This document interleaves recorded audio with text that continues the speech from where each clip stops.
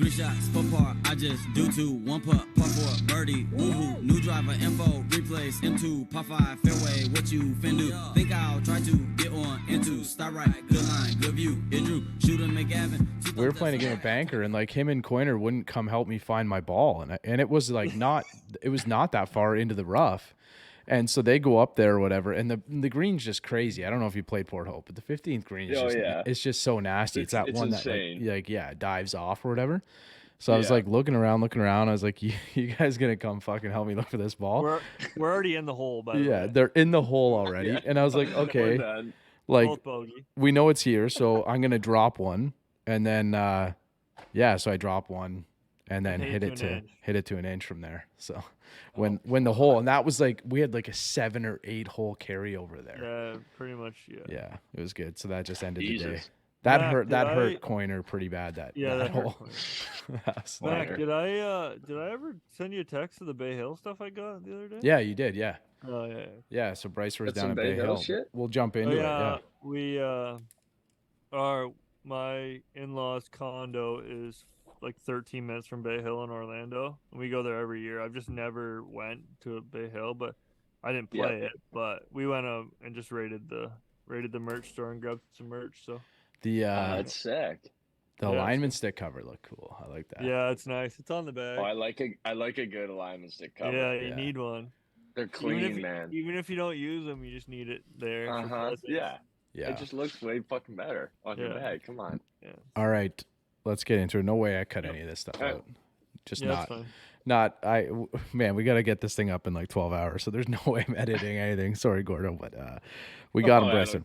Fresh off his first professional win, East Coast Pro Tour, Port Dover champion, Kevin Gordon. Yeah. Welcome back. How we doing? Checked it out too, Bryce. June 3rd, 2022 was when Gordo was on last time. So just about a year. Yeah, 52 weeks or so, 51 weeks. And for the record, no technical difficulties this time because we're back to our setup. No, I had a little struggle with the AirPods. I'm bad with technology, but we're back. And we're not really a YouTube pod, but I fixed it on our screen so it doesn't show up. But I was having some video troubles here. I got a little tiny screen compared to these guys here, which is weird. That's why I was saying to Gordo, episode number 135. You think we'd have it figured out, but we're getting there, Bryce. We're getting there. Camera's doing something strange today, but maybe next year we'll be there, but it's fine. Yeah, no, next week I'll be here fun. next year. Yeah. Usually the camera's okay. I don't know what it is. It's like I was saying, it's like an actual digital camera, so it's probably got a driver or something I got to update or just something. I don't know. But bring us in here, Kevin, if you don't mind. Anybody who hasn't caught, I think it was like episode number 83 or something. 9 maybe. Yeah, it was. Yeah, I looked it up there. So, well, we should be able to go 50 weeks back or so from 135. So. 85, something like that. 85 or something. So anybody who didn't check that one out, can you give us a quick little intro and then little update as you go, and then we'll hop in. Yeah. Name's Kevin Gordon. Turned pro in around 2019 after graduating Nebraska Omaha. Since that last pod, it's been a little up and down, but kind of just grinding the mini tour stuff, little Canadian tour here and there.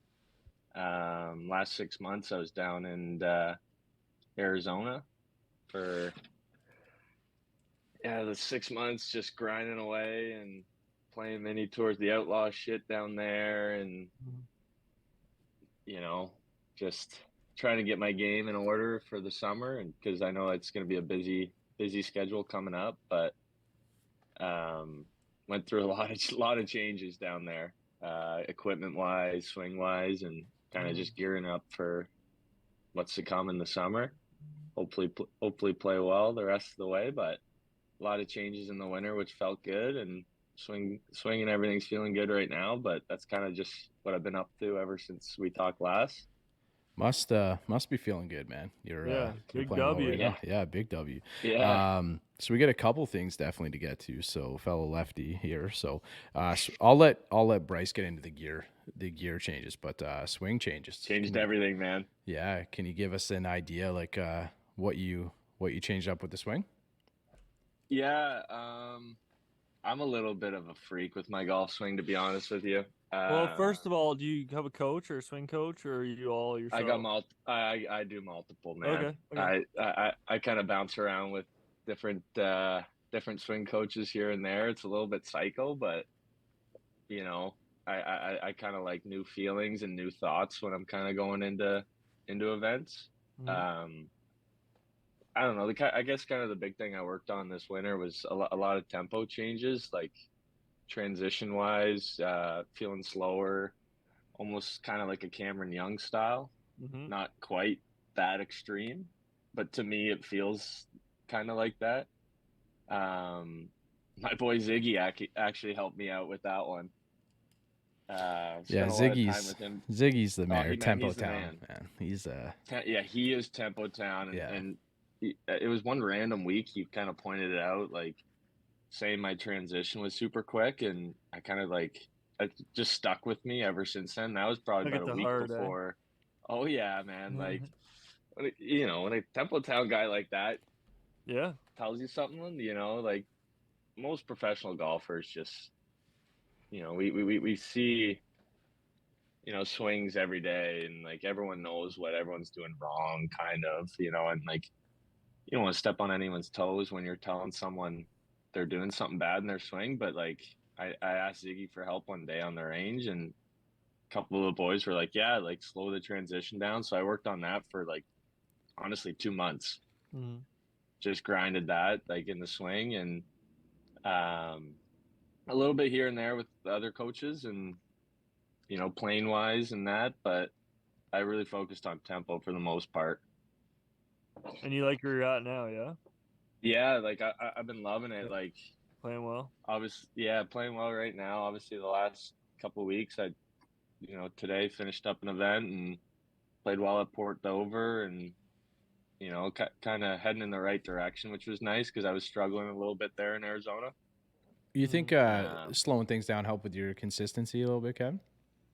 yeah, for sure. And the crazy thing is, like, I'm actually faster than I've ever been, like Mhm. swing speed wise. Okay.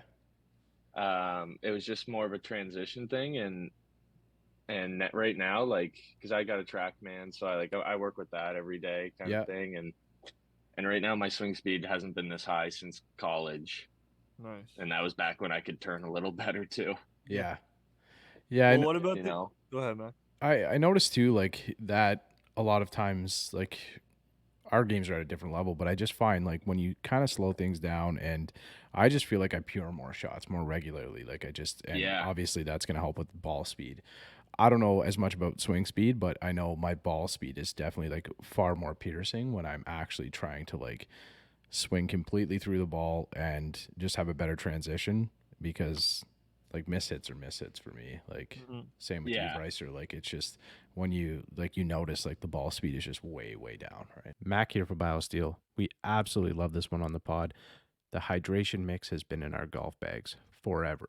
The hydration mix has been designed in the most natural way possible to help you stay hydrated throughout your round of golf. Zero sugar formula is made from clean, quality ingredients and contains no artificial flavors and colors, added vitamins and minerals to help support overall good health, normal function of your golf swing, and your immune system. Simply mix it into some water, and you can enjoy it through all 18 holes.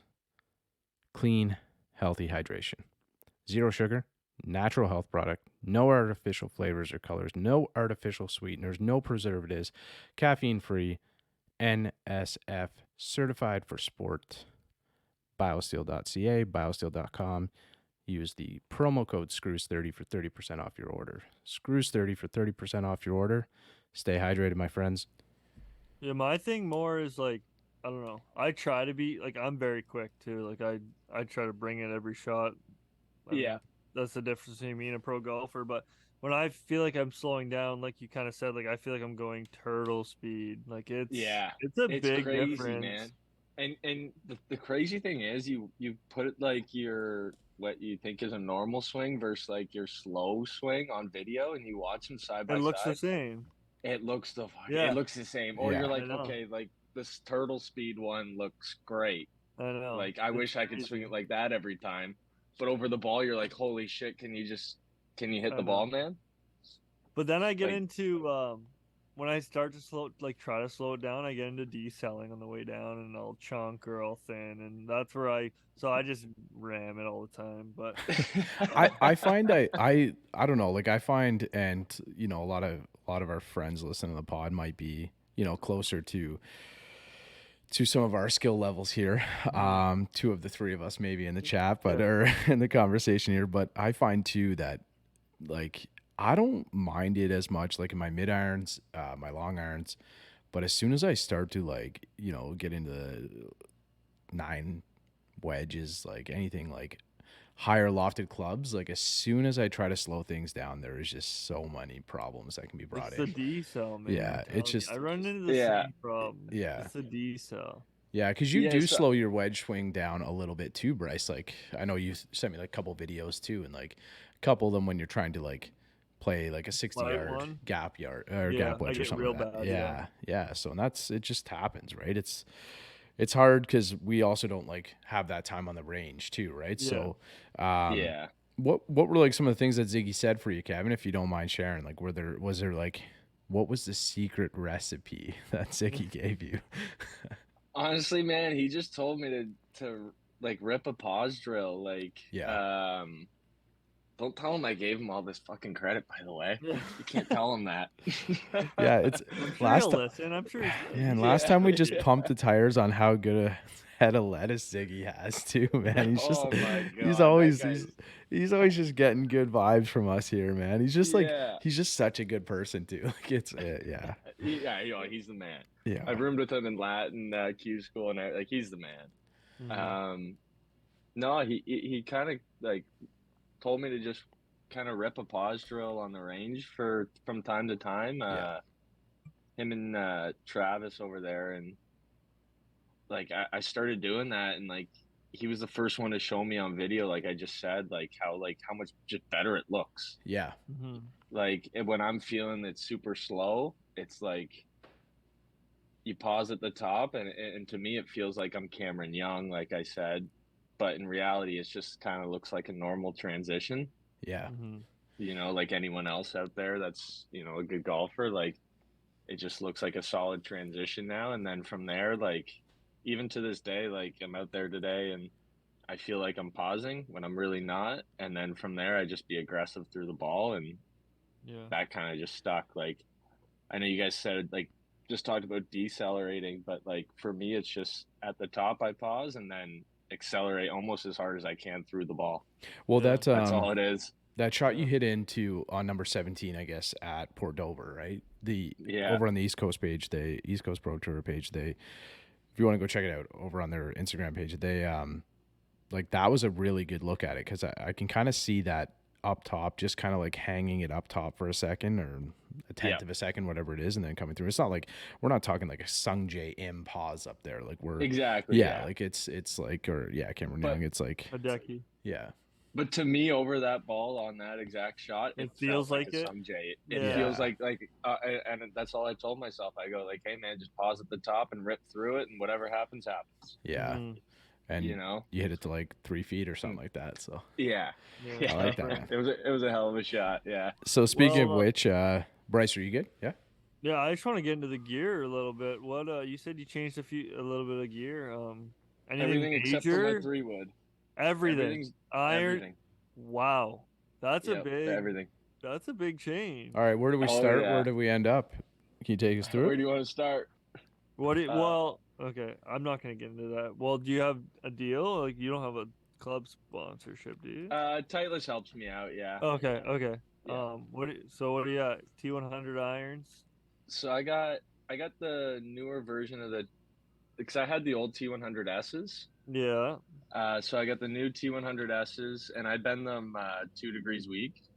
Because they're Uh, already strong. They're already strong, and Yeah. I do it to kind of like get rid of the offset. Do you my know? club. Sorry, I should know this, but I don't. Do you know how many degrees strong the T100Ss are compared to the regulars? It's 2. So you're pretty much just playing T100s. So yeah, so I'm playing T100s without the offset is basically what I'm doing. Okay, okay. Yeah, it takes away when you bend Yeah, a yeah. club Yeah. weak, it takes away the offset. So everything is 2 degrees weak except for my pitching wedge, which is only 1 degree weak. So 1 degree Just for strong gapping of reasons, I assume. yeah, Yep. yeah, because I have 5 degrees between every wedge. Mhm. So that's the only strong iron I have in my bag. So I went with those heads and then changed up the shafts from a very big change in the shafts. I had Dynamic Gold X7s in them. Oh, And now, yeah, they were a Nippon heavy Modus. boy. Now I got the Nippon Modus Oh, look at 120Xs. me. Yeah, you knew it. They're Yeah. too good not to play now. All right, 120s. Yeah, I went from those X7s weighed I think 133 or something like that, Yeah. and now I'm in 120s. It's Nice. just it feels so much better. Well, with that pause, I bet you it's just like in your head. I bet you it feels better. Yeah, Yeah. and those X7s were getting tired of I was tired of swinging them, man. They were Started too lugging heavy them and around. Yeah. oh yeah, Yeah. the bag's lighter for sure. Yeah, That's Pops good. probably likes that, eh? Yeah, you'll love that. Yeah, Yeah, he's a big advocate for changing out those shafts for sure.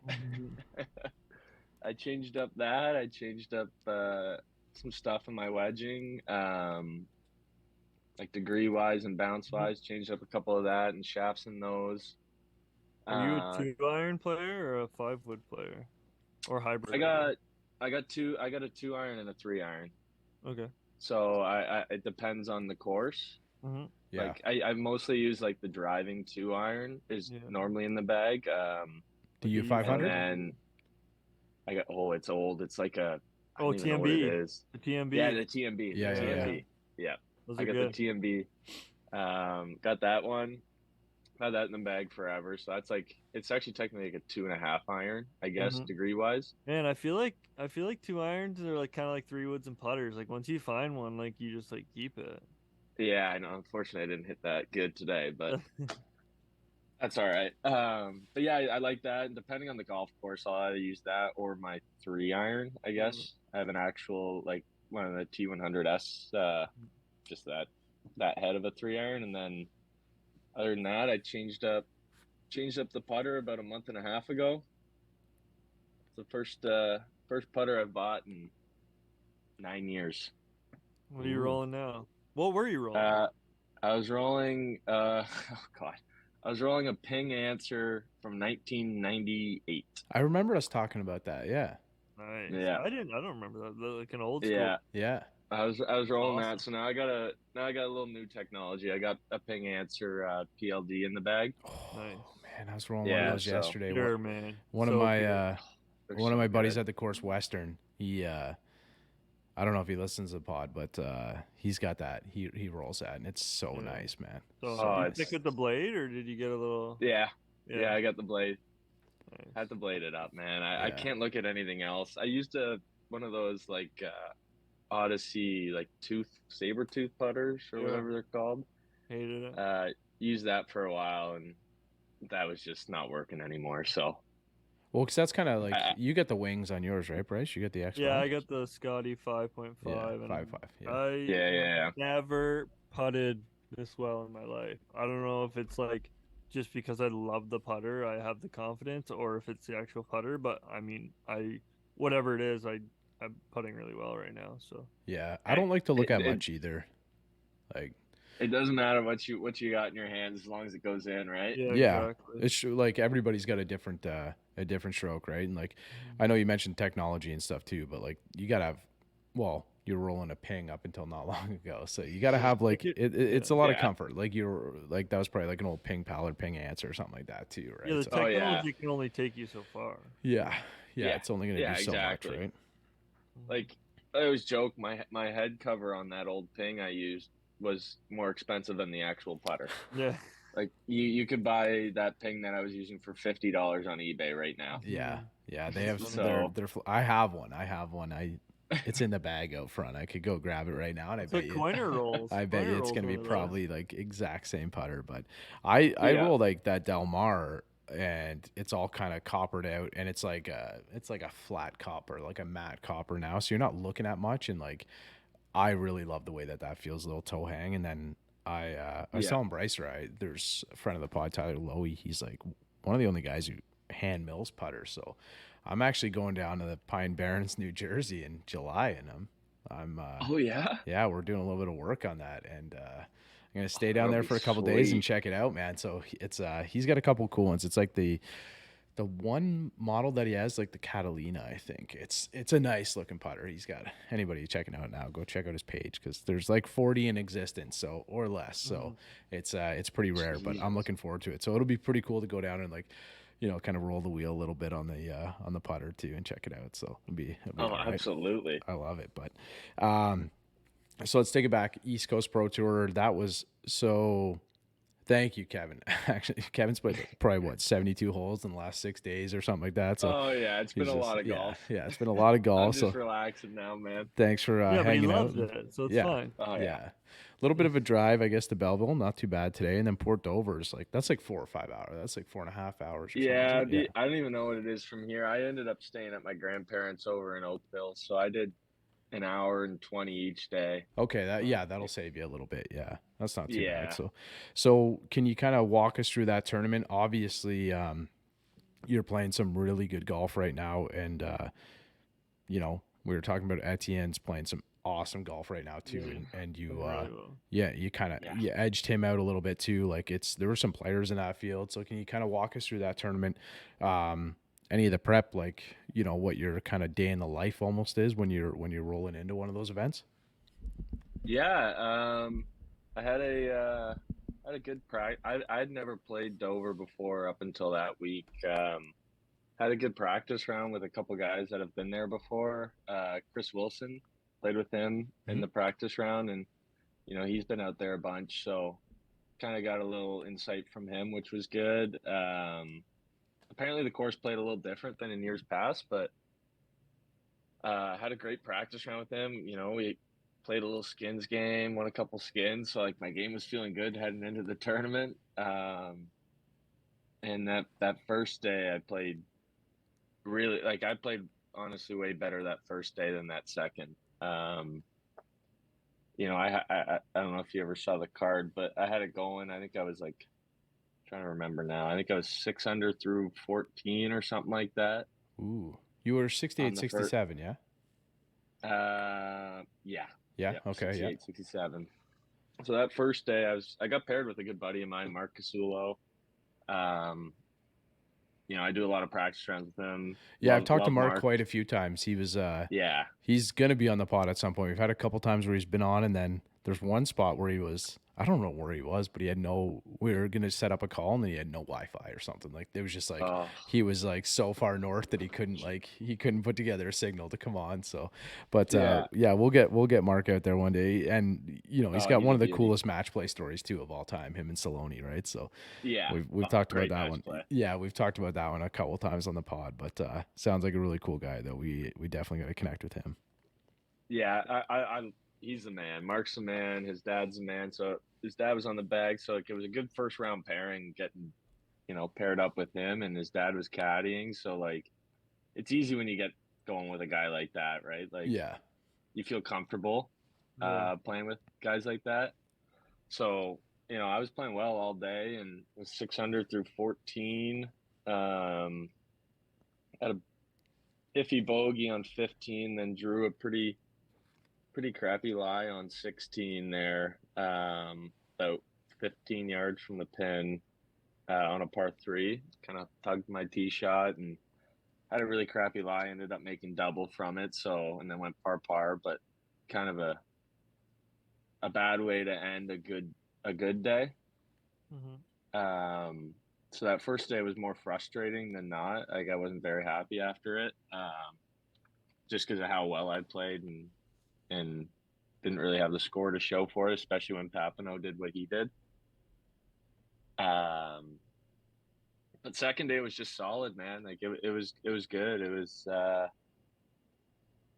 not much to say other than it was a lot of fairways, greens, and either Putts. two putter make the putt and head to the next tee box. To be honest with you, like, there wasn't really much to it. It was a pretty simple round of golf. It wasn't anything special. It was kind of just going through the moments, and then 17 rolled around, and I'm not, like, I'm usually a leaderboard watcher, but in this case, for some reason, I just didn't even bother.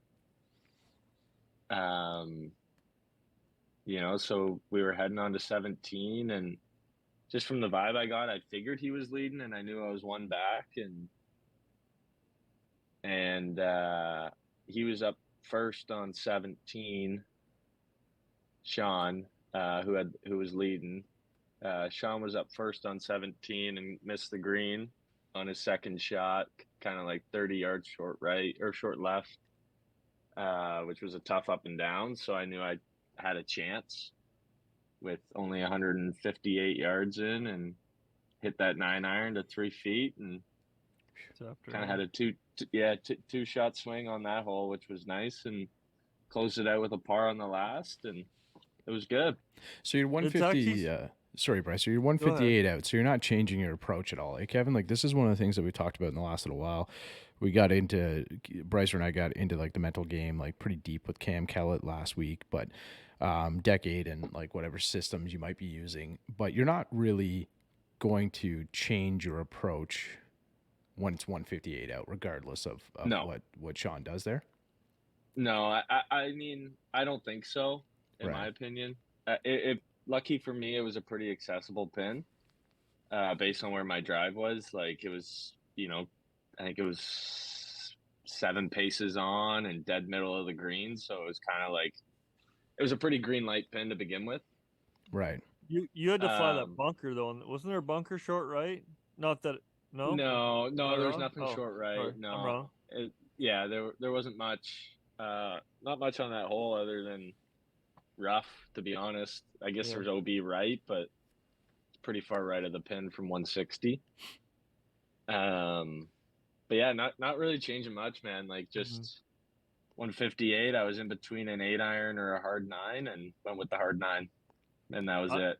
Yeah, I just want to get into a bit about how you kind of said, like, finding fairways, hitting on the green, and either one putting or two putting. I think it's hilarious that a lot of people don't see that part of the game, including me. Yeah.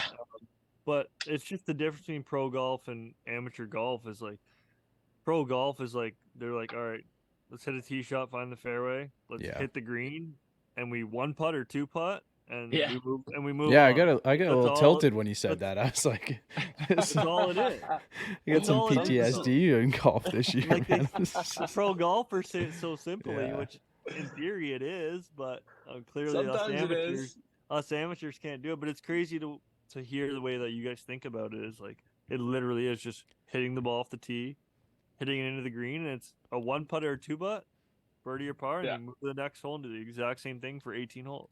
It's bananas to think about. Oh, absolutely. I mean, you get your days where your driver's off, and all of a sudden you got to punch out or take a drop or whatnot.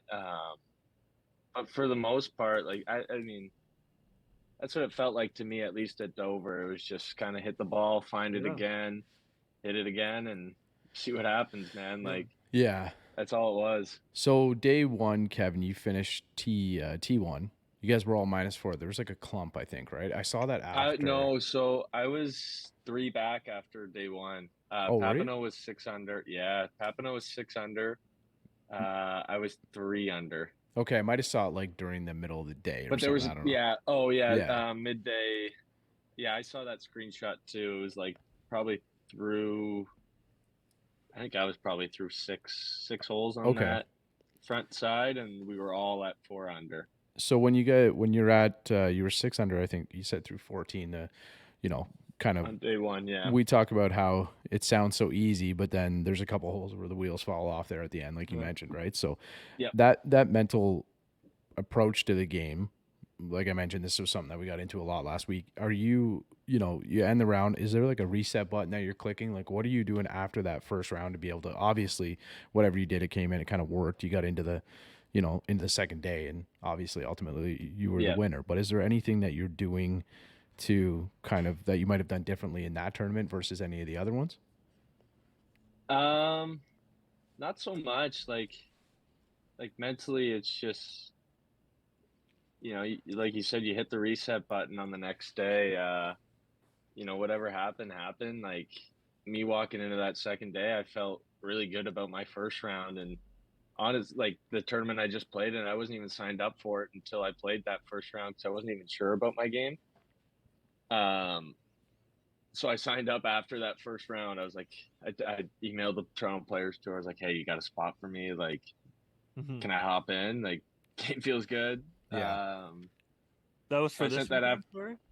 Yeah, that was for Oh, the one I okay. just played in. Yeah, Okay. yeah. I sent them like a message a couple days before, like after the registration closed or whatever. That's funny. Yeah, because I wasn't too sure and if I was gonna play it. But after that first round, game felt good. You know, like you said, I got that unlucky break on 16, and you know, other than that, like it felt like a 6 under, 7 under day, like Right. Well, I and I guess what like guess, Papineau had, you know, just yeah. And if you think of it that way, right? You go into the next day, yeah, obviously good things can happen. It's just there's so many times where you probably hold on to those types of things and those types of days, and that's where you kind of end up maybe not being on top. Quick break from the pod. Mac here from Manscaped, introducing the Beard Hedger from our friends over at Manscaped. With 20 different lengths, you can look good from the cart path to the clubhouse. Shop manscaped.com using the promo code OTS Golf for 20% off plus free shipping.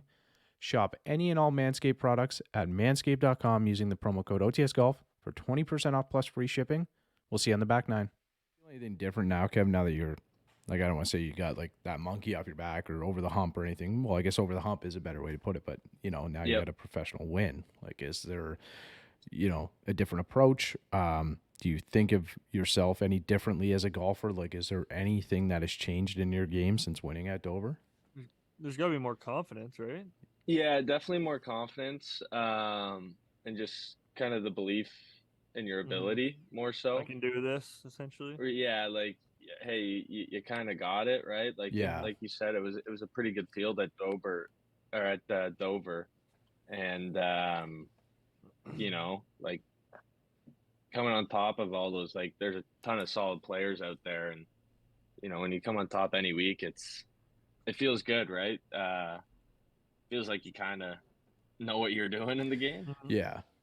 I guess is a good way to put it. Like, Well, one of the things that we um, talked about a few weeks ago with a couple months ago now with Craig Stefrak. I don't know if you know Craig, but oh yeah, I love yeah, Craig. yeah, I love Craig. that like I think it was his first pod he said, and he seemed like a polished interview, man. He was awesome. But Yeah, one of the things that we were talking about was no matter what tour you're on, right? Like the difference between you winning at Dover, like let's not maybe group like Brooks Koepka into this right now because like he's the yeah, best player on the planet currently, right? But it's yeah, like you take some of the top players in the world right now and like the way like Papineau is playing, Etienne Papineau is playing, like he's going to be competing with those guys in any tour anywhere in the world right now, the way that his right. game is, right? So, and obviously for you to be able to say, okay, like, a week ago, like I just beat that guy and I just had like a really good Sunday or a really good second day to beat that guy. And obviously he goes out and fires like 65, 64 or something like that to win, Yeah, which absurd.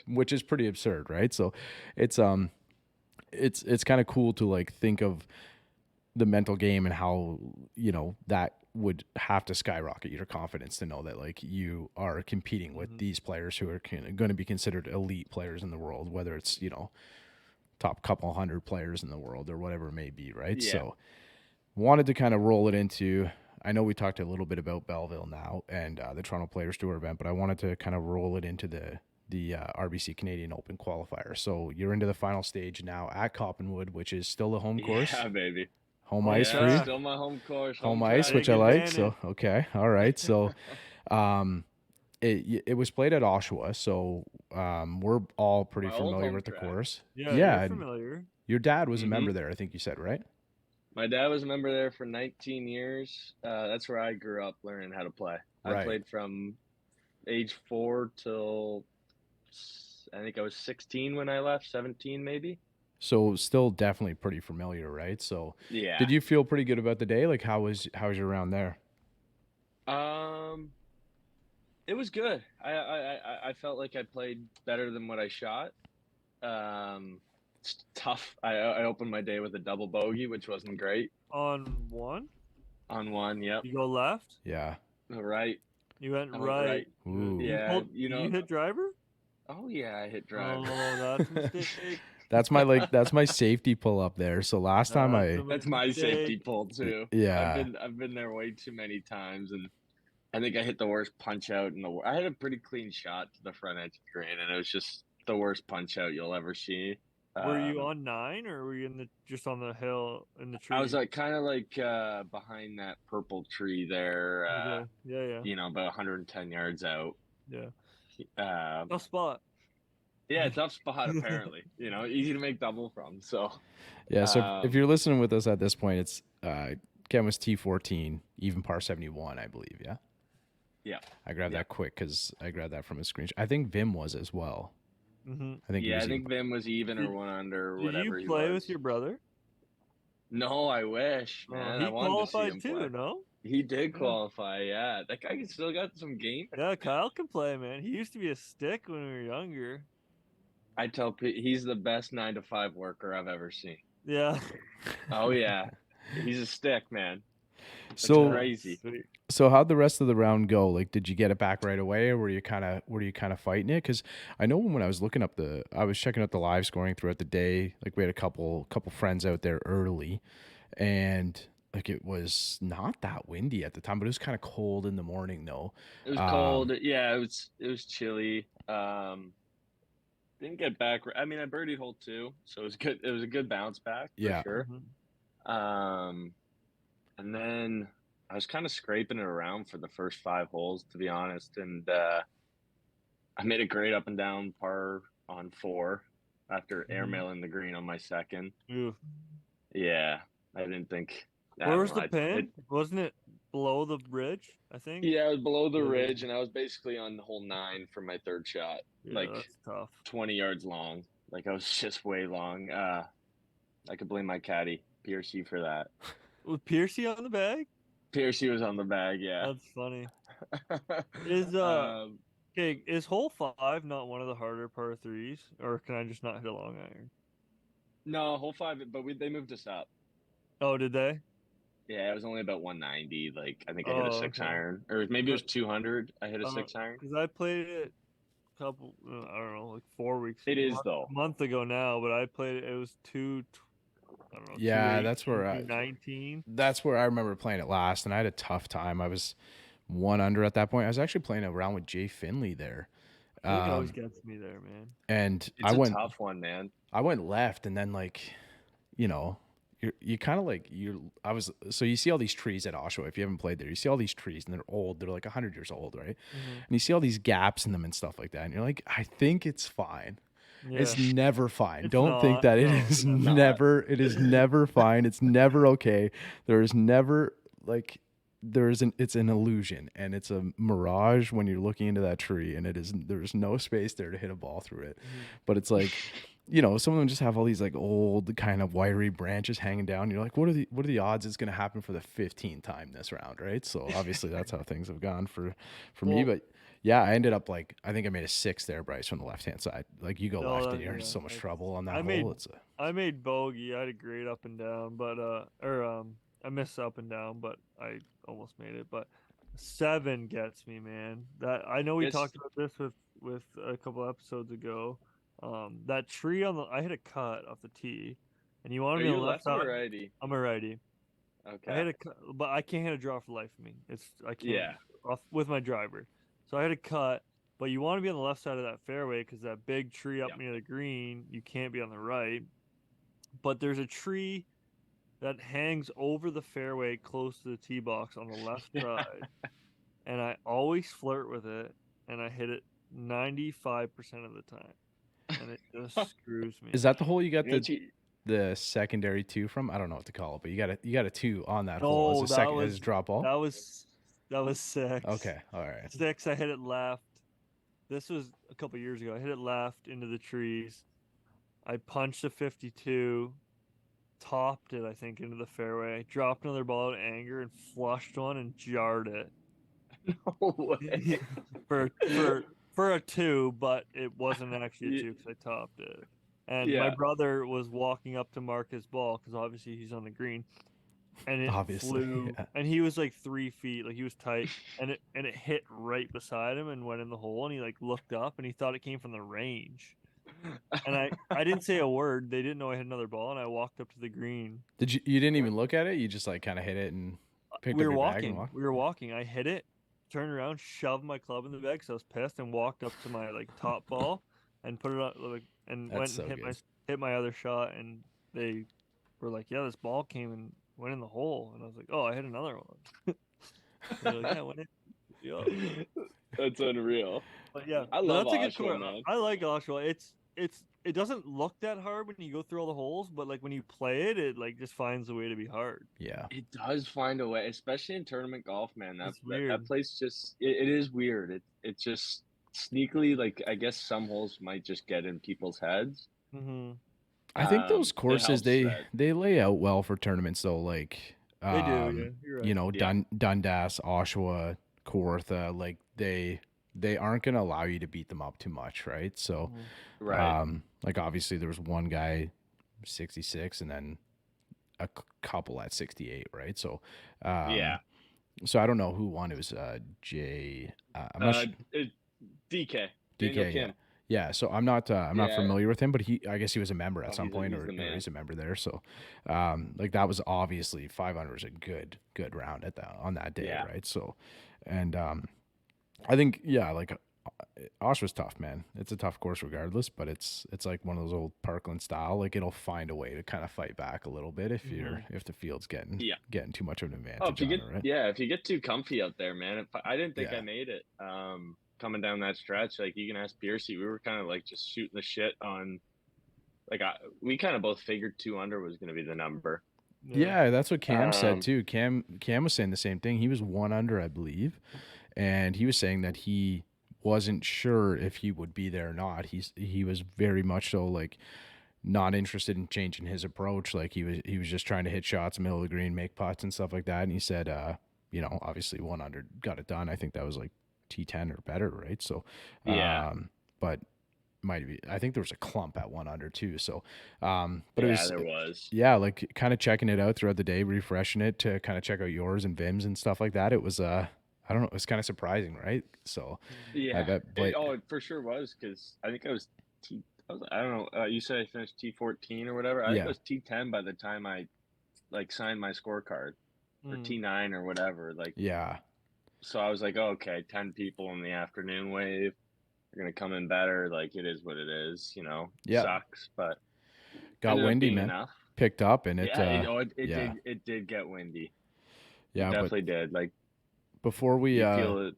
Oh, sorry. You go ahead. No, I was gonna say to kind of move on to the Coppinwood one, but wrap up what you were saying there before we go for it. Oh, I was just saying, like, you felt it like on our last couple holes, the wind pick up, and yeah, you know, you just never know with those afternoon groups. Like, well, it'd be pretty exactly deceiving there too, because like I mentioned, like some of the trees are pretty big, but like those fairways can be like they can just be shoots, right? Like you might not see it much, but it can be in your face, or like I imagine what number is it right up on Roslyn Road there, Bryce? 14, yeah, like that'd be nasty. The one where you're hitting up. Yeah, you're elevated. You're on the top tee, right? You're on the top tee deck, and then you're hitting up. Like it's a bit of a dog leg. It's but it's right on like the furthest point of the course, like the furthest point north. Oh, on 13. I think 13. Yeah, 13. Yeah. The straight up. Yeah, that's a nails hole. I love that golf hole. And that green. That green, depending on if that pin's in the front right, don't get me started. That's like a porthole style. That green's nasty, man. I hit driver 52. I smoked a driver, hit 52, and flew the green, and I was dead. Yeah, you're toast, man. Yeah. Oh, as soon as you're along that green, you're I hit screwed. my 50. I was 132. Driver 52. What were you downwind like 130 mile per hour winds or something? I was 132 yards out, wind into slightly. It wasn't very windy. It was slightly into, and I was like, "There's no way this 52 goes long." I debated on hitting wedge, and I just smoked the 52. And I looked at it, and I was like, "It's in the hole." And I walk up, and even like Hayden McCool, I was playing with him, and he looked at me. He's like, "That's tight," and I was like, "Yeah." And I went. We need confirmation on this. 130 bring him yards. on. We can bring him on. It was Uphill. No, I believe I it. believe you. I believe it. I've played with you enough to believe it. But that's wild though, man. Like, but yeah, once you're along there, you're dead. Like it's But even if I you're want to transfer into Coppinwood before you do, Mac. With a really skill testing question here. I'm going to put you right on the spot. Are you getting Blake on the bag other than Piercy for Coppinwood? No, I got my old man on the bag, man. Oh, there it is. I got my pops on the bag. Nice. For that. That's sweet. Yeah, so he's been on the bag before. He's good. That'll be fun. Yeah. He knows that course. Oh yeah, we can dial it in on those greens. Your dad's pretty a quick. stick too. I know that. Oh yeah, he can play every once in a while. and you're the reigning club champ right now, right? Yeah. I won it last August. It's only my second time playing. I don't get to play in the club championship that often out there. I'm usually in a different tournament. Yeah. But yeah, I won it last year, and I just love that place, man. Been there for 9 years now. I heard it's a dream. This is my 9th there. year. Oh, it's unbelievable. I know Jeff DeLine's there, and he talks about it. And my uncle's like best buddies with him, and he always says it's just immaculate there. So good. Like, I was hoping I Ziggy would can't come think of by just for anywhere the else to be. I was hoping he'd come by just for the walk, man, just so I could get out there and have a walk with it, right? So yeah, just to check out the view and obviously watching like we said, the mayor Tempo Town swing it around for 4 hours is not too bad, right? Oh, but it doesn't suck watching him swing it, that's for sure. not. No, and he's just like, I don't know if you've ever been in a group with him, but like you don't feel you don't feel like he's playing golf for money at the time. It's just like Never. Yeah, he's just kind of out there, like his demeanor does not change. It's just like like a true pro the whole time. Like he's kind of like just kind of making sure everybody in the group's having a good time, right? So it's it's pretty good. It's like it's a lot of fun kind of getting out there with him. Almost lost his rangefinder, which would have been your only job. Would have been tough for me. Yeah, would have been tough. One of few duties you got. Yeah, it was rough. So I didn't actually lose it. I like put it in a pocket that I didn't normally have it in because his Bushnell casing was like coming apart, and he was like, "You didn't lose the rangefinder," and I had a moment where I was like, "Oh no, I lost the rangefinder. I'm in so much trouble around like the 4th hole," and I was like reaching through the pockets. I ended up finding it, thank God. But so I think Bryce, was it 4 minimum 4 guys getting in on that one? I think I read that. Yeah, I don't 4 or 5. It was. But I think it's. Do you know, Kevin? 4. I haven't done much research, but last year, I mean, I did the Monday last year at Oakdale, and it was 4. There was only like 65 guys in that one. I think there's 120 in this one. I was. Yeah, but some guys are just not going to be in it because a lot of guys have the Victoria Q school.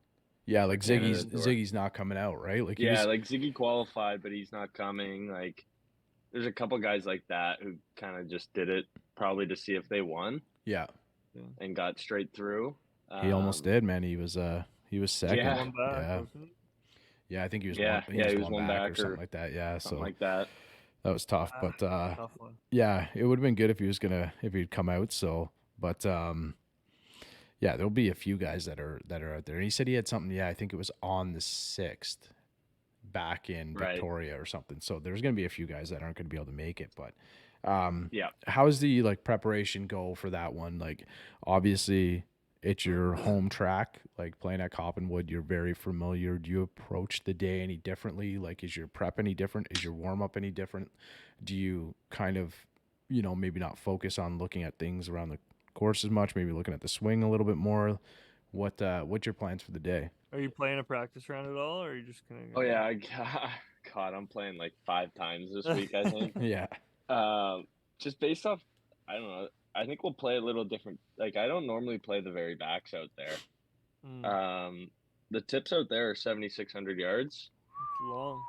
It's super long, so like, Do you I know feel what like the yardage will be with that? They told us 7,400 yards, which is like kind of in between our blacks and platinums. I usually play the blacks, which is 7,100 yards, which is kind of basically every course you normally play. Yeah, no, that's the reason I play it. It's basically the same yardage as every course you play, right? Like, I mean, I can't tell you the last time I played a 7,600-yard golf course in the tournament. Yeah, Kiowa. You know, Yeah, yeah, Kiowa. Kiowa. Like, it just doesn't happen anymore. So like that's why I don't really play the platinums as much. And there's no one really to play it with, and I don't want to just be stuck on my own little island on that tee. So I'll probably just honestly spend the week playing from those.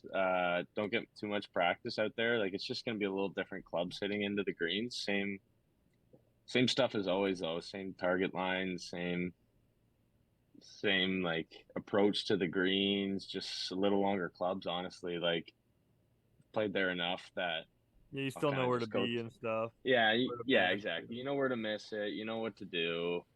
I'll just kind of go through the motions this week and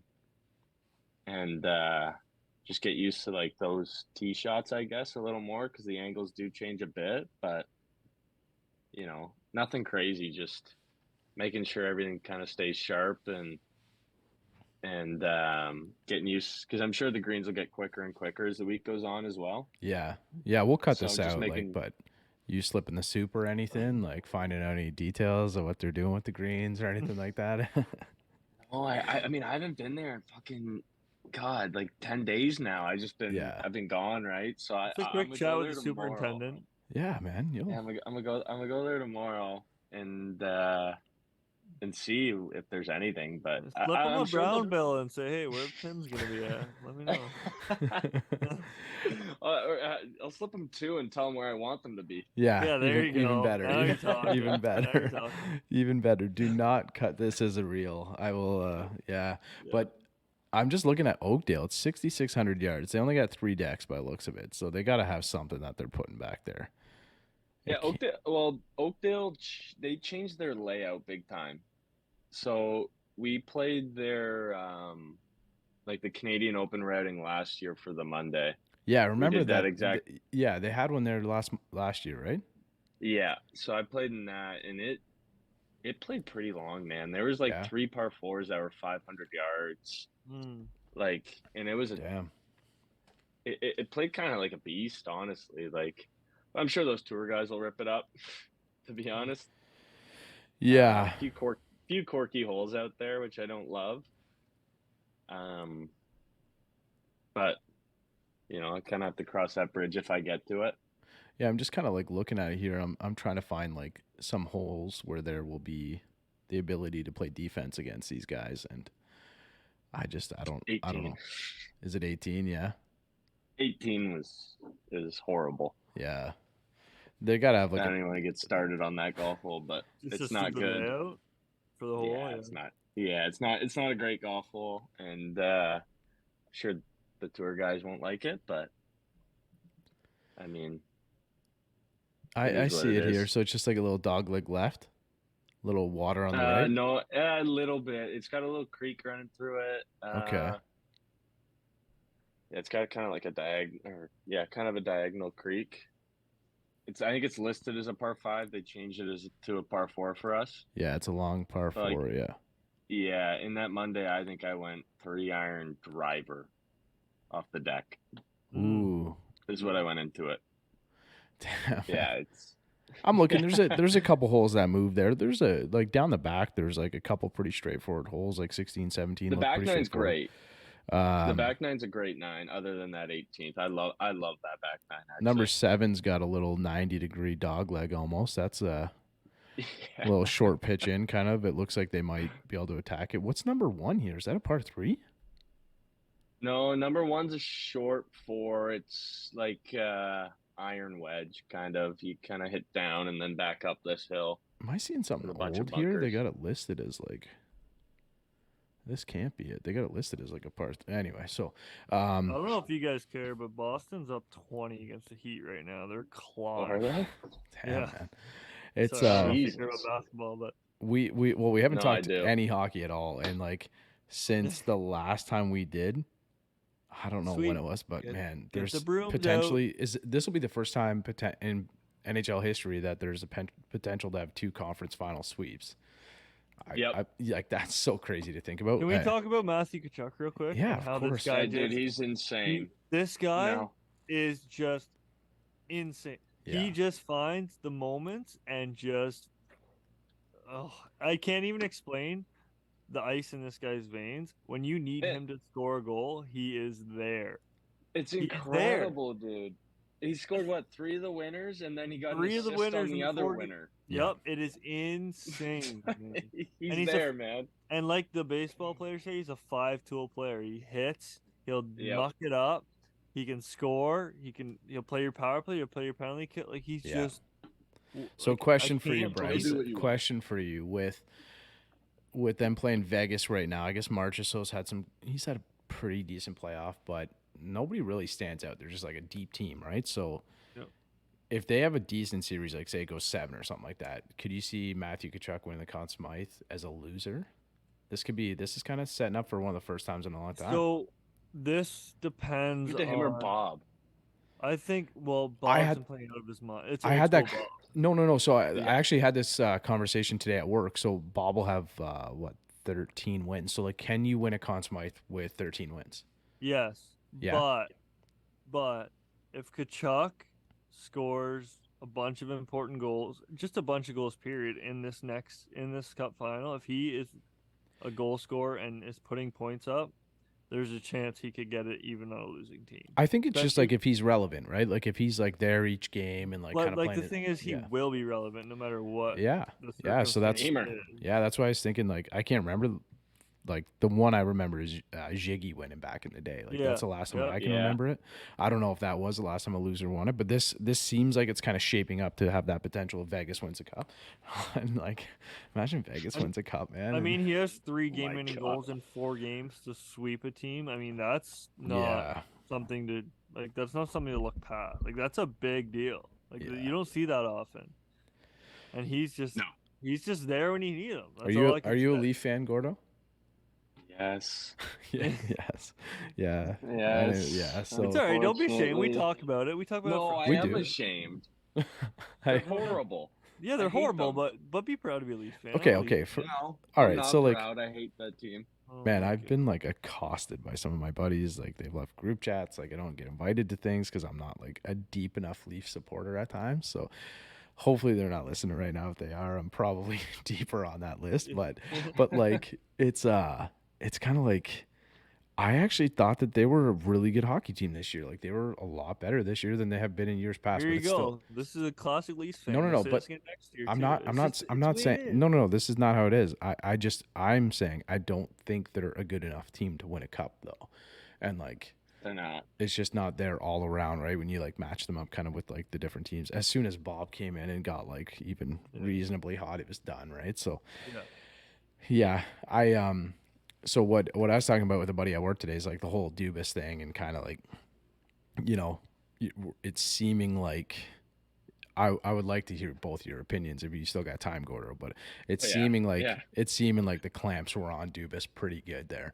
And I kind of like the fact that he was pretty much just like, I want the money and I want the reins, or like I'm out. And he's just like, I didn't get it and I'm out. Like I can respect that. I think when it first came out, all of like the personalities in the hockey world were like very pro like Leafs and pro Shanahan and stuff like that. But like things as things have unfolded, it seems like, there's definitely a lot of people backing Dubas.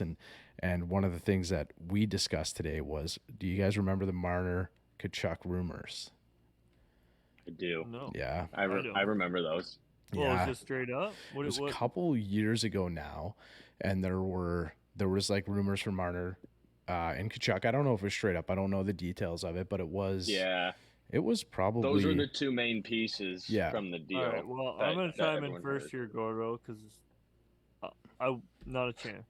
I like Marner way more than Tkachuk, even though Tkachuk is you can't even one say of the that, best Bryce. players. That doesn't make any sense right now. Man, I still think Marner's the best Leaf, no problem. Like, I don't know. I'm pro Marner. I would get rid of my tongue. I am the most other than my brother who's next door, we're the most anti-Marner people. Really? Out there. I can't stand them. I'm just asking, like, straight up, like, what is going on with Matthew Tkachuk right now? Betting favor for the Conn Smythe, and like, there's a different kind of breed of player, and They so also they play different roles, right? the question that Different we were roles, talking yeah, about for today sure. was like, okay, so say like Matthews is essentially untouchable.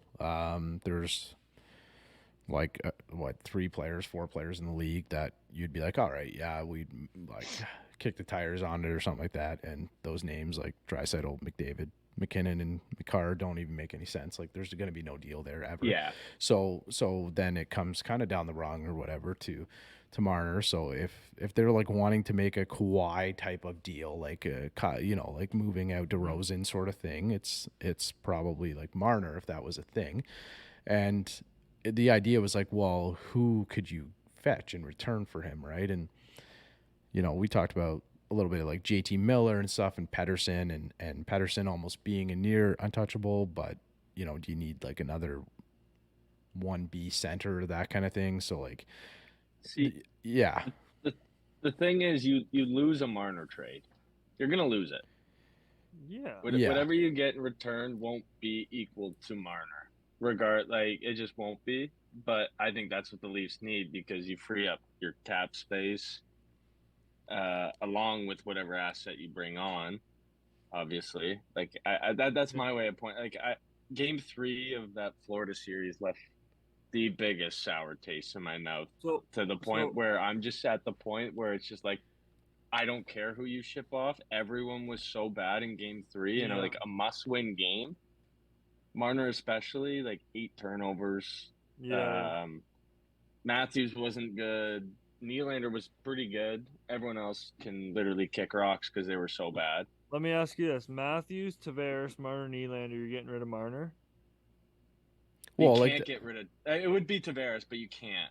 Yeah. Unfortunately. So, you guys, anyone listening, and you two as well, you can all shit on me for this, because this is my opinion. I'm getting rid of Matthews and keeping the other 3 and getting a stud defenseman and some depth guys. I just don't know like who is this stud defenseman, right? So like, I don't know either. I can't answer that. I can't answer that question. No, I don't think anyone can. Yeah. That's what I'm doing. I think Matthews, I'm not saying he needs to go, because he's a phenomenal hockey player. He's, like you said, Mac, top, whatever, 7 or 8 in the league. But they need to make a big move. Their back end is so bad. They're playing Justin Hall on defense in the playoffs. But see, the thing is, like, I don't know. Like, I know everyone says their back end's bad, but like, they didn't really like you look at that Florida series, they let in 4 goals once, and then the other losses were like 3 goals or 2 goals. So it's like, I mean, they scored 3, and that was against Florida, who's the best offensive team in the regular season. And they're also, I've said this since, I don't know, early to mid-season, that I believe that Leafs have 2 backup goalies in Murray and Samsonov. I believe that they're both NHL backup goalies. Yeah, Samsonov was pretty good, They came in and like, played fine. At some they point, did, but they're not. But in my opinion, they're backup goalies. They did their job, but in my opinion, they're not starting. They're not Bob goalies. They're not. Yeah, like you. Yeah, they didn't like Bob came in and like he stole games. Yeah, he stole a series against Boston, right? Like Bob steals series. Just like we saw with Vasilevsky the last 2-3 years. He steals series. Like, guys like that do steal series, but at some point, I think you just got to look at those 4 guys and, hey, score a goal. Yeah. And they couldn't put the puck in the net. Yeah, for sure. Yeah, we could talk hypotheticals all day, but like one of the ones that I talked about was obviously Vancouver would make moves, and I think Thatcher Demko is considered a stud now, and he's probably like untouchable. But if that was available and one of those guys could move out, like I would pull that trigger in a moment's notice. Like, how about would Vancouver do Demko and TJ Miller or JT Miller for Matthews? Is that a Vancouver lose that trade? Are we setting up a trade now? For Matthews, they would. Yeah, they would. Oh, I would love that trade. It would be great. Like, because the discussion was, would they do that for Marner? And I think there's a piece going back, like probably Wall or something like that. But they would do it for Matthews. Yeah, they would. JT Miller, Plymouth boy. Hey, we need a GM to make all these moves, though. Sign me up. I'll be there. I'll make moves. Jim Nill is the latest. Former Former podcast guest from the early stages, Carlo Koliakova, was saying Jim Nill is 1 year left in Dallas or something like that. So we got to get I'm not Carlo scared. back on. This would be I a should great get- time to get Koliakova. I should back get Shanny on speed dial and see if he wants me to take the reins. Oh man, I don't know. It's always good to have like Leaf talk, but it's depressing, man. Painful, man. It's way too depressing. It is painful and depressing. Those are the best two words to describe it. Yeah, it's horrible. It's really tough. But Gordo, thanks, man. We probably should let you go. It's getting well into 10:30 here. I gotta work tomorrow. We gotta flip and edit. Yeah, no problem. I get up in 5 hours. I gotta edit at some point here. How about this though? My boss is we're working till 11 and teeing off at 11:40 on the company. So how about that? I like it. That's sweet. You're living large tomorrow. Yeah, oh yeah. Yeah. Can't wait. But I love that. Best of luck, Gordo. Hopefully we're watching you playing the Canadian Open, man. It's it'd be really good to see. It'd be really awesome, man. And I know you got it in you. Like you played there, you know the course, and I'm hopefully gonna get up there and maybe end up on somebody's bag, or definitely want to come up and watch it, even just kind of walk around, or if you need somebody to play those back tees. I don't know. Don't call me, man. Don't call me. Don't call me. No, don't. I want to say call me, but like, just don't. It's just not. It's not worth your time, man. Like, Mac doesn't know how to play from that deep. Yeah, I can hit it. Like It's I can hit it out. It's just like once I get to the 7th hole or something like that, and the back starts getting in, I'm just that safety pull, and like it's tough, man. It's I started hitting a little bit of a cut now, so things are getting a little bit better off the tee, but my game is so bad right now. And like if it's early, if it's only May. The problem is though, man, if it's a little bad at Port Hope, like you're fucked. Like it just doesn't give you anything. Like it doesn't it just doesn't allow you any type of like, you can't even tread water there. It's just so bad. It's like it's no room. It's short and it just beats you up every single day. But you know, you mentioned the skins game earlier. So we have one that we go on Wednesdays and Saturdays. So my buddy Western made a 2 on number 5, which is Bryce, the short par 5 or a 4 that goes against the water. And he didn't even get somebody went a 3 for a 2. So he's like he's pretty good. He's like a 4. So he didn't get a stroke on it. And somebody went 3 for 2. He holed out from 120 and didn't even get a piece That's on horrible. It's like, I don't know. That sucks. I It's the feel worst like way to lose skin. I feel like if it's like an eagle too, it's gotta go. Like you gotta get rid of the net. I don't know, or something. There's got to be some way to get rid of that, or I don't know, whatever it is. But but I did win 3 meat dogs though, Bryce. So and I missed 6 by like I was off the green by a foot, or I would have had the first 4 closest to the pins on. Oh yeah, so got my money back. If it makes you feel any better, I was in a scramble tournament last year and we eagled 18. I chipped in from 40 yards, so we got a skin there, and we had a par 3, really tough par 3, number 7. We had 6 feet. All 4 of us missed it, and that was the only other skin. So we would have had both skins. But I remember you saying regardless. That. Yeah. Regardless. Hey, work on that putter. Yeah, right. It's coming. But that's Gordo, we'll get out there. Hopefully, I'll get up there. It's next Saturday, right? It's a Sunday. Oh, Sunday the 4th. Sunday the 4th. Yep. Sunday the 4th. So anybody who wants to go check it out, I think Cam was saying that people can come watch it and stuff. So it'll be out at Coppinwood. So anybody who wants to go out and support, even just to kind of watch, you could probably catch some of the first tees and stuff like that. I doubt they'll have anything roped off, but you can kind of figure it out. It's a pretty vast property there, so there's enough space for everybody. Yeah. So if you're still with us at this point, I don't know, 70 minutes or so deep, definitely go check it out. A lot of good players. It'll be really fun to go watch. Kevin, you got a new Instagram profile too, right? Yeah. I'm super bad with social media, so I just stuck with the golf stuff. So it's what is it? K Gord Golf.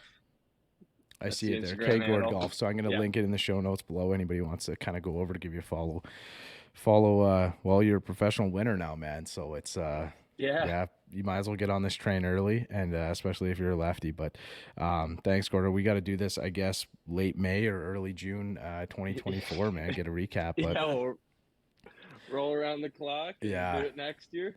But if you're playing in the Canadian Open, and things go well, you make that weekend, you got to make like 10 minutes for us for a chat or something like that. I know you have a busy Absolutely. day, but we got to find a few minutes and have that chat. I'm hopefully going to be there. I was talking with a couple of guys that are doing some media at the RBC, so I might be there. Don't know really. I don't know if it'll be there in that capacity, but I'll definitely be there watching on one or two of the days. So, but best of luck, man. Best of luck, and you know, all the best. Hopefully it goes really well, and hopefully next time we're talking to you, you played on the PGA Tour, man. That'd be pretty sweet. Yeah, that'd be insane.